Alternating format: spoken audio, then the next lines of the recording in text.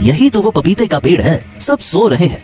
ये सही मौका है इस पपीते के पेड़ को काटने का। पेड़ पर बहुत सारे पपीते लगे हैं, एकदम कच्चे पपीते, और गर्मी में पेट को ठंडा कर देंगे। और बाकी सब पपीते छोटे मोटे जो है वो बाजार में बेच दूंगा। बस पैसे भी आ जाएंगे, पेट भी शांत हो जाएगा और मजा भी आ जाएगा। अब जाता हूँ, पेड़ को काटूं, नहीं तो कोई आ सकता है। जल्दी करता हूँ। कितने पपीते हैं, मन खुश हो गया। सब बैग में भर लिया। हाँ, अब घर जाऊं और आराम से सो जाऊं। कल दोपहर तक सोकर उठूंगा, फिर बाजार में जाकर सब बेच दूंगा। हैं? ये क्या आवाज आ रही है? ओह, लगता है कि शायद कोई आ गया। जल्दी से यहाँ से भागता हूँ। भागो। क्या आवाज है? मेरी तो नींद भी टूट गई। अरे, ये पपीते का पेड़ किसने काटा? हे भगवान! आदित्य, आदित्य भाई, जल्दी बाहर आओ। क्या? ये पपीते का पेड़ किसने काटा? किसने काटा? वही बुआ होगी शायद। रुक, मैं अब चखाती हूँ उसे मजा। आहा, वो क्यों काटेगी? तुम शांति रखो, घर चलो, बहुत रात हो गई है। अब पेड़ तो कट ही गया है, जो होगा सो कल सुबह देखेंगे। चलो अब। चलो आदित्य, जल्दी महाराज के दरबार में चलना होगा। इस पेड़ का मामला दिन ब दिन बढ़ता जा रहा है। अगर ऐसे चलता रहा तो घर में रहना मुश्किल हो जाएगा। प्रणाम महाराज, प्रणाम। हम बहुत बड़ी परेशानी में हैं महाराज, कृपया करके हमारी समस्या का समाधान करें। क्या हो गया? क्या बात है? पहले ये बताओ, फिर मैं समझूंगा। हाँ, तुम दोनों तो वही दो बुआ के पोते पोती हो ना? मतलब माधुरी और शर्मिले के पोते पोती ना? हाँ महाराज। हाँ, तुम्हारी दादी मेरे पास आई थी इस पेड़ के बारे में फैसला लेने के लिए। देखो, अभी हमने कोई फैसला नहीं लिया है, हमें थोड़ा समय चाहिए। थोड़ा समस्या मुश्किल है, इतनी जल्दी हम कैसे फैसला ले सकते हैं? नहीं महाराज, और भी एक घटना हो गई है। कल रात अचानक आदित्य और उसकी दादी ने देखा कि पपीते के पेड़ को किसी ने काट दिया है। अब मेरी दादी आदित्य की दादी पर शक कर रही है और आदित्य की दादी मेरी दादी पर शक कर रही है। बहुत अराजकता शुरू हो गई है महाराज, हम घर में रह भी नहीं पा रहे हैं। क्या किसी ने पेड़ ही काट दिया? हे भगवान, अब इसे हल कैसे किया जाए? मुझे तो ये पता करना होगा कि पेड़ आखिरकार काटा किसने। ठीक है, हम देखते हैं। तुम लोग जाओ, हमें शांतिपूर्वक सोचने दो। जाओ। महारानी, मैं एक बड़ी मुश्किल में फंस गया हूँ, बताइए अब क्या करें? कुछ अच्छा नहीं लग रहा। महामंत्री देवराज ने भी कोई समाधान नहीं दिया। अगर कल सुबह वो लोग फिर से आ जाते हैं तो मैं आखिरकार उन्हें जवाब क्या दूंगा? मैं सोच कर समझ नहीं पा रहा हूँ। क्या हुआ? कल तो बुआ आई थी एक पपीता पेड़ की मालिकाना मांगने। वो तो कुछ दिनों बाद भी आ सकती है, इतना क्यों चिंतित हो रहे हो? सिर्फ यही नहीं रानी, अगर यही बात होती तो मैं इतना नहीं सोचता। तो फिर और क्या हुआ? अरे, आज सुबह वही दो बुआ के पोता पोती आए थे। उन्होंने मुझे बताया कि कल रात को किसी ने उनके पपीते का पेड़ ही काट दिया और सारे पपीते भी ले गया। अब शर्मिला बुआ को शक है कि ये काम माधुरी बुआ ने किया है, और दूसरी तरफ माधुरी बुआ को शक है कि ये काम शर्मिला बुआ ने किया है। अब इन दोनों के झगड़े में उन बच्चों को परेशानी हो रही है। ये तो जरूर माधव का काम है, क्योंकि उसने पहले भी गाँव के कई घरों से फल सब्जियाँ चुराए थे और पेड़ काटे थे। अच्छा, क्या सोच रही हो? मुझे लगता है काम माधव ने किया है। माधव ने? हाँ महाराज, उसकी आदत है। क्या शुरू हो गया? बताओ ना। देखो लीला, मुझे अच्छा नहीं लग रहा। ये पपीते का पेड़ ना सारी बुराई की जड़ बन गया है। बेकार की बातें कर करके मैं तो थक गया हूँ। अब इतनी परेशानी और सहन नहीं हो रही। तुम ऐसा क्यों कह रहे हो? हमने क्या कहा था उस दिन, याद नहीं? हमने कहा था कि जैसे पेड़ तूफान और बारिश को झेल कर खड़ा रहता है, हम भी एक दूसरे के साथ खड़े रहेंगे। अब पेड़ नहीं है तो क्या हुआ? हम तो हैं, हम उस पेड़ को काटने वाले को पकड़ेंगे। हाँ लीला, हम दोनों आज यहाँ खड़े होकर कसम खाएंगे, जब तक हम उस आदमी को नहीं पकड़ लेंगे जिसने पपीते का पेड़ काटा है, तब तक हम शांति से नहीं बैठेंगे। हाँ बिल्कुल, लेकिन पता नहीं क्यों आदित्य, मुझे लगता है कि कोई है जो इस पपीते के पेड़ को काट सकता है। कौन? माधव? हाँ, तुम कैसे समझे? हाँ, मुझे पता ही था। अरे मुझे बहुत अच्छे से पता है लीला। हमारे गांव में एक ही आदमी है जो अगर किसी के घर में फल या सब्जियों के पेड़ देखे तो वहाँ से सारे के सारे फल और सब्जी उठा लेता है और पेड़ काट के छोड़ देता है, ताकि दोबारा कभी पेड़ में फल सब्जी ना उगे। और अगर पेड़ छोटा और मुलायम हो तो वो उसे किसी भी हालत में छोड़ता ही नहीं है, खत्म कर देता है वो सब कुछ। ऐसा तो आदमी है वो। हाँ, हमें माधव पर नजर रखनी होगी, उसे पकड़ना होगा, तभी हम असली सच जान पाएंगे। खाना पीना तो हो गया, कितनी शांति है। कल थोड़ा देर से महल जाऊंगा। क्या परेशानी है ये पपीते का पेड़? अच्छा नहीं लगता। पता नहीं कल क्या होगा, लेकिन मैं देर से ही जाऊंगा। महाराज को जो कहें कहने दो। अब सो जाता हूँ। वाह वाह वाह वाह वाह, कितने बढ़िया नारियल लगे हैं। आज तो पपीते को बेच दिया, कितने पैसे आए। और आज इन नारियलों को काटना पड़ेगा। पेड़ तो नहीं काट सकता, लेकिन नारियल तो निकाल सकता हूँ ना। कल फिर छोटे बाजार में जाकर बेच लूंगा और फिर से पैसे आ जाएंगे। देखो जरा, हाँ, लगता है देवराज मंत्री अभी सो रहा है। आधी रात को आना होगा, तब ये सोने में एकदम डूबा हुआ होगा और तभी मैं नारियल लेकर निकल लूंगा। नारियल के पेड़ के नारियल तो बड़े अच्छे हो गए। एक काम करता हूँ, कल काम से घर लौटते हुए इन्हें तोड़ने का इंतजाम करूंगा।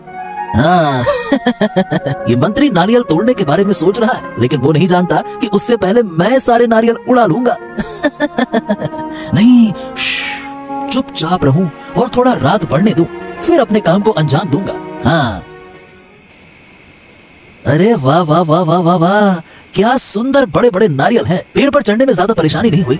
ये बैग कमर में बांध कर लाया हूँ, सब इसमें डाल लूंगा और फिर नीचे उतरूंगा, क्योंकि अगर नारियल नीचे गिर गए तो आवाज होगी और ये मंत्री जाग गया फिर तो ये मुसीबत बन जाएगा। हाँ। ओफो, कितनी देर हो गई है, अब दादी मुझे छोड़ेंगी नहीं, शायद वो बहुत चिंतित होंगी। नहीं नहीं नहीं नहीं नहीं, जल्दी जल्दी कदम बढ़ाने होंगे, जल्दी जल्दी चलता हूँ। ओहो, ये तो देवराज बाबू का घर आ गया, बस थोड़ा सा और आगे चलता हूँ। हैं, ये क्या, देवराज बाबू के नारियल पेड़ पर कोई है? ओहो, चलो चलो चलो चलो, थोड़ा आगे जाकर देखता हूँ। हो गया सब कुछ, अब उतरता हूँ। ये क्या, ये तो माधव है। ओहो, माधव यहाँ भी चोरी करने आ गया। अब इसे पकड़कर महाराज के पास ले जाता हूँ। रुक रुक माधव, रुक रुक, मैं रुक जा, भाग कहाँ है? रुक, ए माधव रुक जा। ओ बाप रे बाप, आदित्य तुम यहाँ इस वक्त कैसे आ गए? अरे मैं कैसे आ गया ये छोड़ो, तुम यहाँ क्या करने आए थे?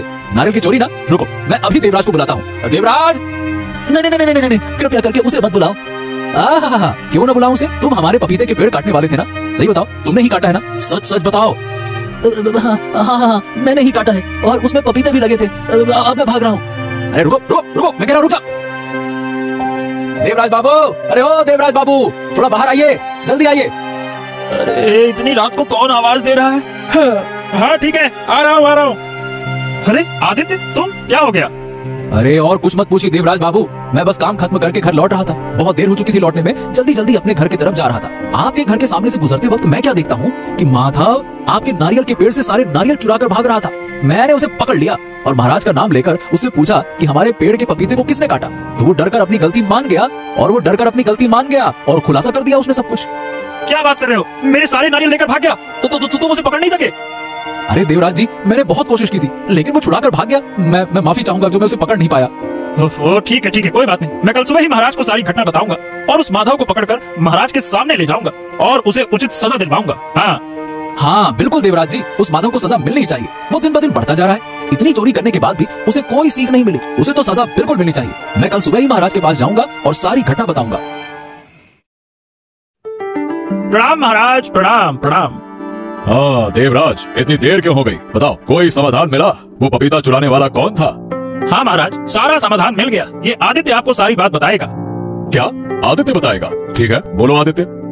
महाराज, मेरे पपीते के पेड़ को किसी और ने नहीं बल्कि माधव ने काटा और पपीते चुरा लिए। दरअसल बात यह है कि कल जब मैं काम से लौट रहा था तो मैंने माधव को देवराज बाबू के घर के नारियल चुराते हुए देख लिया और उसे पकड़ लिया और आपका डर बताया उसे और उससे पूछा मैंने डरा धमका कर कि हमारे पपीते के पेड़ किसने काटे। तब उसने माना कि उसी ने काटे हैं महाराज।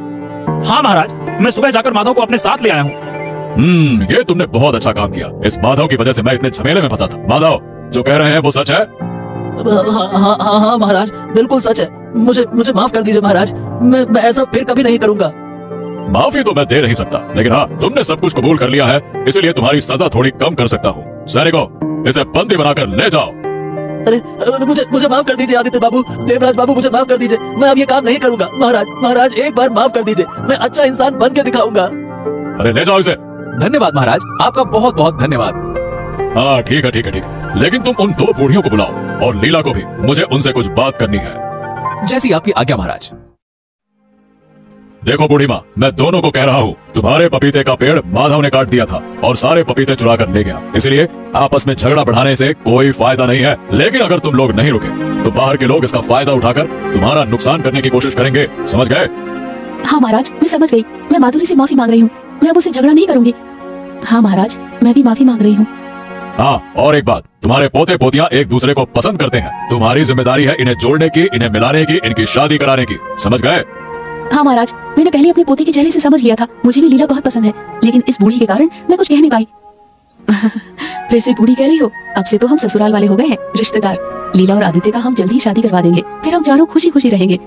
महाराज, आपको भी आना होगा दोनों को आशीर्वाद देने के लिए। हाँ बिल्कुल आऊंगा।